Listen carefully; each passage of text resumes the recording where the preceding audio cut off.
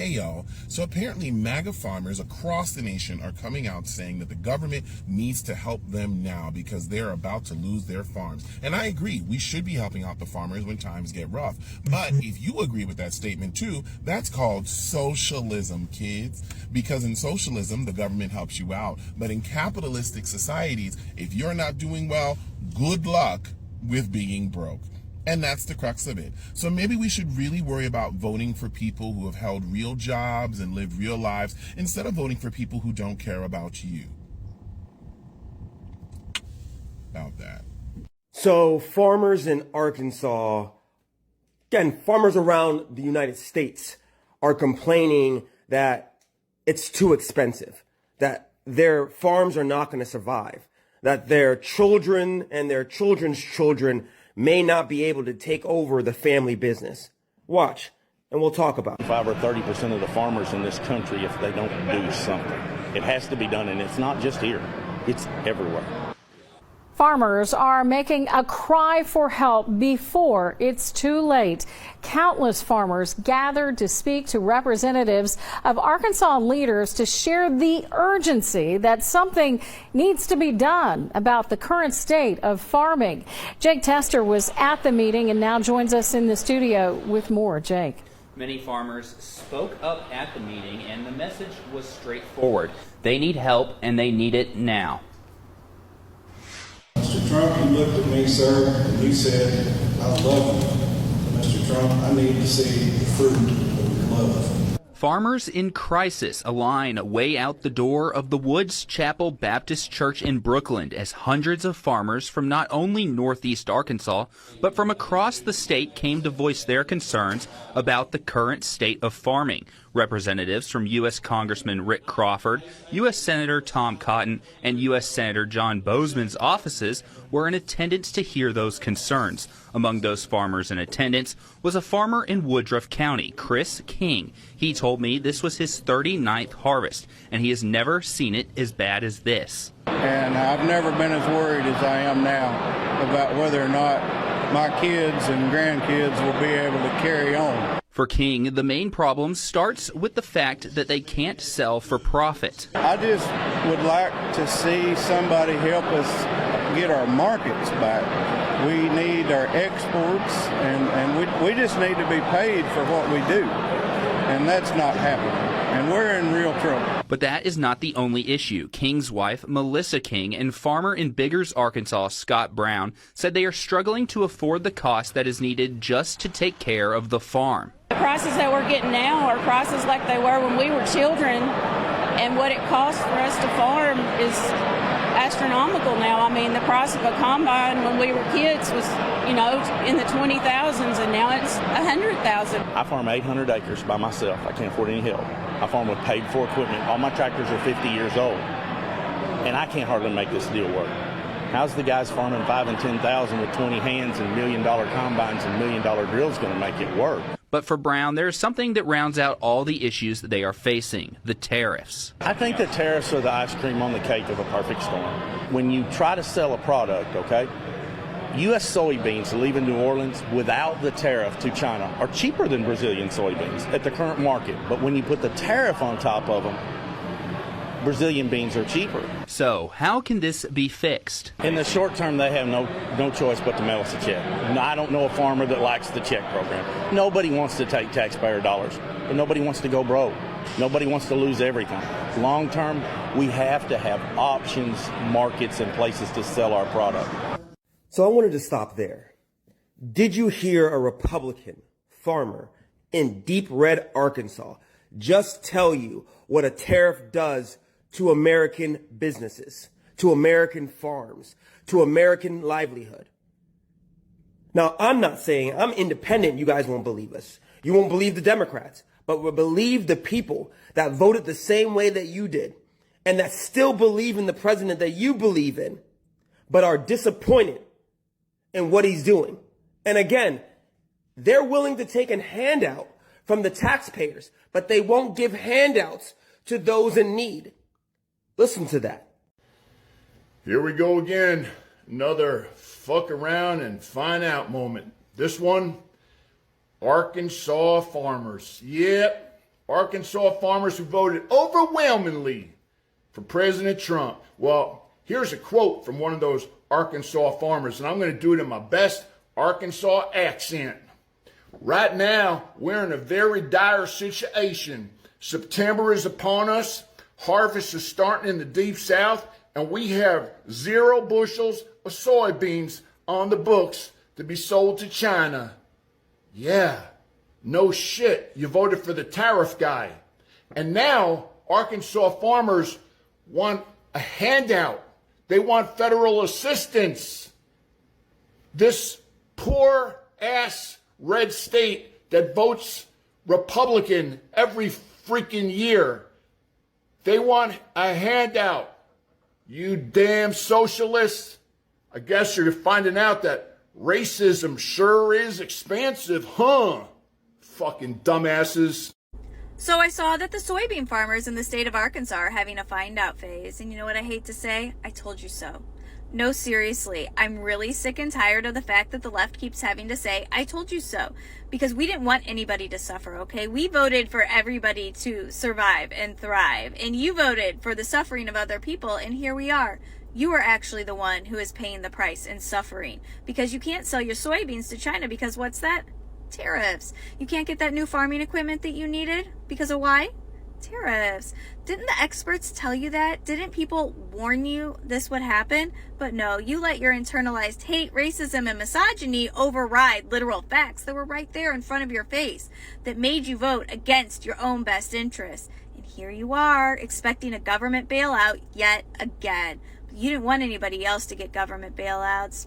That's socialism, and you don't like that. So what makes you so different and so deserving when you voted against government money going to anybody who has stumbled upon a hard time? Why do you get it? What makes you better than other people?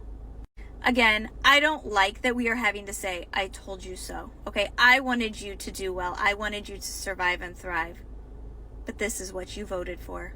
You guys have got to see this video. So farmers in Arkansas have gathered together and they're praying to God because Donald Trump is literally destroying their farms and there's nothing else they can do. Farmers, in my opinion, dear Lord, and it's only my opinion, are closer to thee than anyone else on this earth because we deal with your earth every day. Dear Lord, we're hurting, dear Lord. We can't help what's happened to us. It's so sad. These farmers are having their entire livelihoods destroyed by a billionaire who doesn't care about anything but making himself richer. Under the Trump administration, multiple different programs set up by Biden to help support small and regional farming have been froze or cut. For example, the USDA's Regional Food Business Centers program. It was meant to boost local supply chains through grants and support, and now it's been terminated. Farmers who were approved for this funding and expecting to get it still have not got their money. They've been left stranded. The Trump administration has cut over 600 USDA grants. These programs benefited farmers, sustainable agriculture, and food security. Organizations across rural America lost funding, forcing them to lay off staff and abandon projects. All of this funding has been cut while the big beautiful bill boosted crop insurance and subsidy payouts, of course benefiting larger industrial farms and hurting the small farms. Put all of that together and it's no wonder Arkansas farmers are praying. They've not just lost support, they've been set up to fail. I read an article yesterday about how farmers in Arkansas are organizing to beg the Trump administration for federal financial aid because they are being economically devastated by Trump's policies, most specifically the tariffs. And, you know, it's hard for me to cultivate empathy and compassion in this situation. I think the knee-jerk response is, you get what you vote for.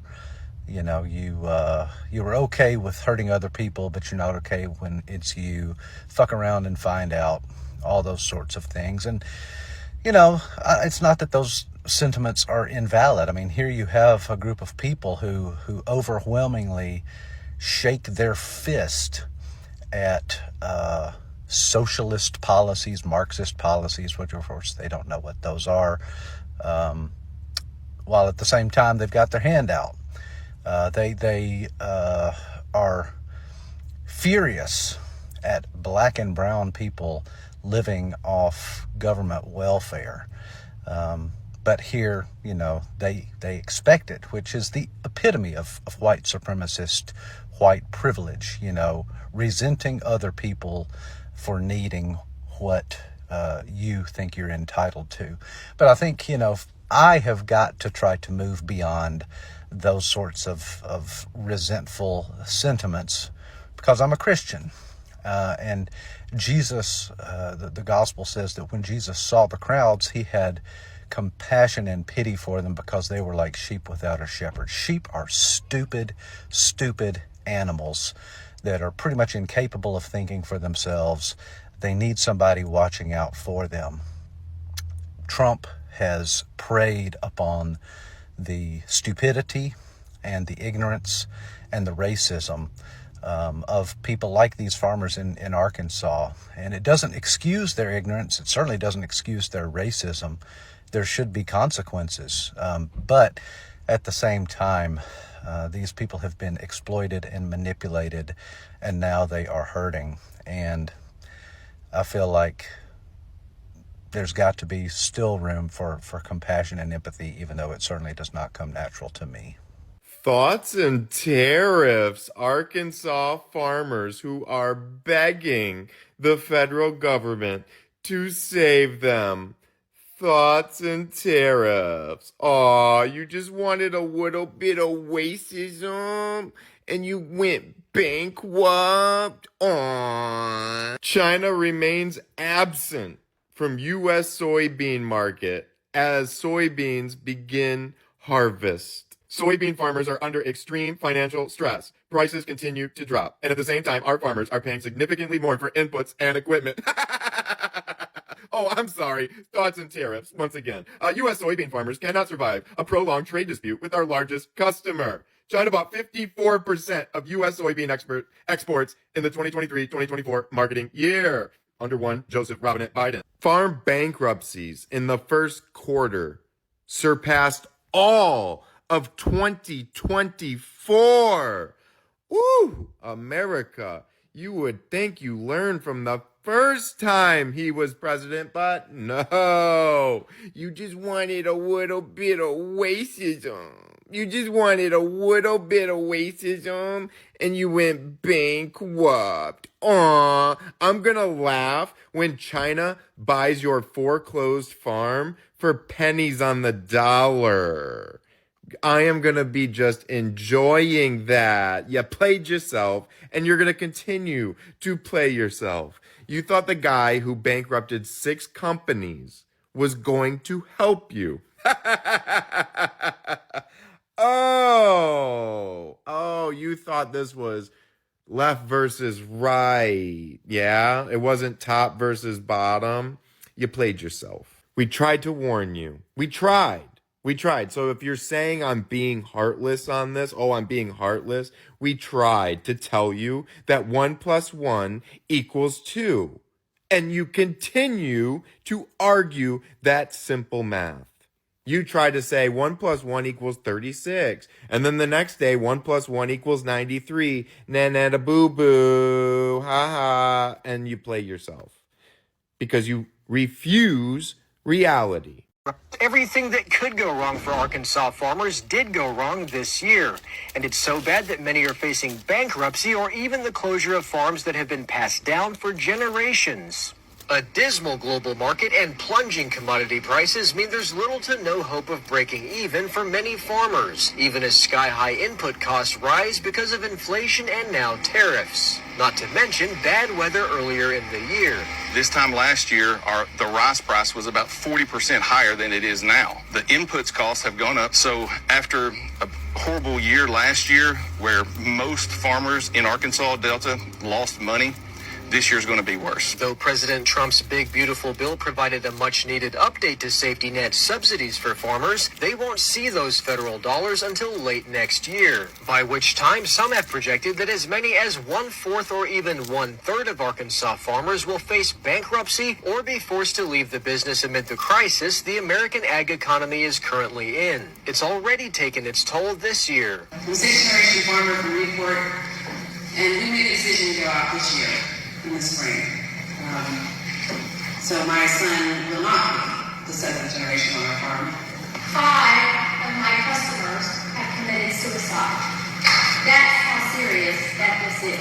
Today, Arkansas farmers gathered to share their struggles with staffers from the state's congressional delegation, pleading for Arkansas lawmakers on Capitol Hill and the governor to convince President Trump to provide emergency funding to help them make it to next year. We have to have ad hoc payments right now to make it through this year. If there's no emergency funding this year, there will be 1 out of 3 farmers will file bankruptcy. Until the federal government steps in to save them, farmers have no one to turn to but God. So we've got farmers begging for emergency funding, socialism, right now, bailout from the government, or they're going to go under. 1 in 3 farms could go under. How many more farmers are going to unalive themselves in this process? Our food system has painted farmers into a corner, for the most part. You either do it this way, or you get the fuck out. Because the rest of the ways are really unaffordable, unattainable, unsustainable. You'll go under, right? There's some farms that have gotten a niche, whatever. That's fantastic, and I wish more people could do that. But for more farmers to have a niche, how the fuck you say that? They need people like you, shaking their hand, buying the food that they're raising. But also the average farmer is 58 years old, and like half of them are over 65. And the entrance into agriculture for a young person is impossible. Like, what young like starting out family is going to can buy 50 acres and run some cows and hogs, run 10 acres. It's $15,000 to $25,000 an acre here, just for the fucking land. And let's not forget that the fucking ocean of corn and beans that we all drive through, that soil is dead. That's why they put all the tile in it, because it can't absorb moisture. It doesn't have any fucking nutrient density. It has no fucking microbial soil life. It has no mycorrhizal fungi. It has nothing. So for our food to be nutrient dense again, the first thing we have to do is rehabilitate all this fucking soil. Oh my God, it's such a fucking can of worms. And we're just speeding down the freeway the opposite direction, the way we need to go. And these people, it's the tribal bullshit is why they voted for Donald Trump. Rural America is fucking red. I've been all over rural America. I speak fluent hillbilly. I can blend right the fuck in. And I'm telling you right now, they fucking hate liberals. Hate liberals. And before Trump, it was never really that bad. It was a little bit with Obama, but it was never, not like this. Now it's just fucking. So I don't like, whatever, politics, but we're losing our farmers. That's full fucking stop. We're losing our farmers, and there's nobody there to replace them. That should fucking horrify all of us. There are a lot of farmers that are really hurting right now because of these tariffs. And they are really needing some extra help. Trump, I really hope that you can get out there and help them. I know Biden and them put a plan together to subsidize farmers when they were having hard times in situations like this. But Trump, you didn't do that. You're not doing that. And they're asking for you to come out. I heard one guy said that, you said you love the farmer and now he needs the fruit of their labor or something. So I'm curious, is this administration going to help out the farmers? Because they're needing some help. A lot of people are calling it socialism, that they don't like it. But it is what it is. You think the farmers are going to get the help they need? What do you think? You think President Donald Trump's going to come through for them? I hope so. You know, we got pulled up by our bootstraps, a lot of these people. Brothers and sisters, today we need to talk about something that exposes a deeper truth about America and the global system. Across the country, many white American farmers are now asking for help from the US government. Why? Because tariffs and global trade wars have left them struggling, bankrupt, and in some cases losing farms that have been in their families for generations. Now, some may see this as just an agricultural issue, but this story goes far beyond farming. It's about economics, politics, race, and survival in a system that was never built on fairness. Let's break it down. For centuries, farming in America has been romanticized as the backbone of the nation. But if we we're being honest, much of that foundation was built on stolen land from indigenous people and on the forced labor of enslaved Africans. The agricultural wealth of America, the cotton, the tobacco, the corn, the soybeans did not come from hard work alone. It came from exploitation. Fast forward to today, and many of these same farming families are now facing hardship because of tariffs imposed during US trade wars, particularly with China. When tariffs are put in place, the cost of American goods overseas goes up and foreign buyers start looking elsewhere. This has crushed demand for crops like soybeans, pork, and corn. And guess what? The very farmers who were once seen as the backbone of America's economy are now begging for subsidies and bailouts. Here's the irony, brothers and sisters. When black people, immigrants, or poor communities ask for government help, whether it's food stamps, housing assistance, or debt relief, it's often labeled as laziness, as welfare, as handout. Politicians and media figures will call us dependent on the system, but when white farmers ask financial disaster because of policies made by the very politician they supported, suddenly it's patriotic to demand government help. Suddenly, it's about saving American agriculture, the same government assistance that is demonized when we receive it is glorified when others need it. This double standard teaches us something important about America. Help is not distributed equally, and the narrative around who deserves help is shaped by race and class. Let's also connect these to the bigger global picture. Farming in America doesn't just affect rural communities, it affects global trade and even Africa and the Caribbean. For instance, when American farmers receive billions in subsidies, it allows them to sell crops cheaper on the global market. This undercuts African farmers who are trying to sell their own crops and make a living. Imagine being a farmer in Nigeria, Kenya, or Jamaica trying to sell corn or soybeans, but your market is flooded with subsidized American products that are cheaper than what you can produce locally. That's economic domination, and it keeps many of our people in the diaspora from building true agricultural independence. So when American farmers beg for help, it's not just an American story, it's tied to global inequality. Brothers and sisters, we must ask ourselves, what lessons can we learn from this?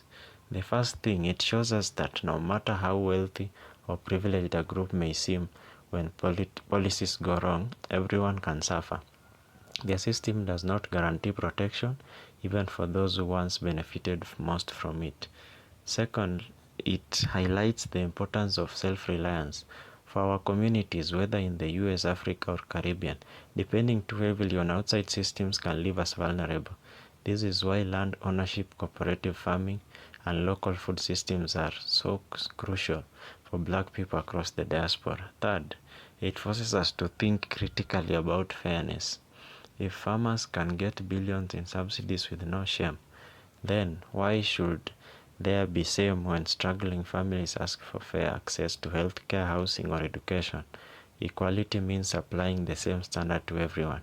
So, brothers and sisters, the cries of white American farmers today should be a wake-up call. It shows that the very system they trusted can fail them overnight. And it shows us that when we demand fairness, when we demand help, when we demand resources, we should never let anyone label us as underserving. Because at the end of the day, survival is not about pride. It's about justice. And if America can write blank checks to save one group, then it owes the same commitment to every community that has contributed to building this nation and this world. Brothers and sisters, let's keep thinking critically. Let's stay united, and let's never forget history has lessons, and it's up to us to learn from them.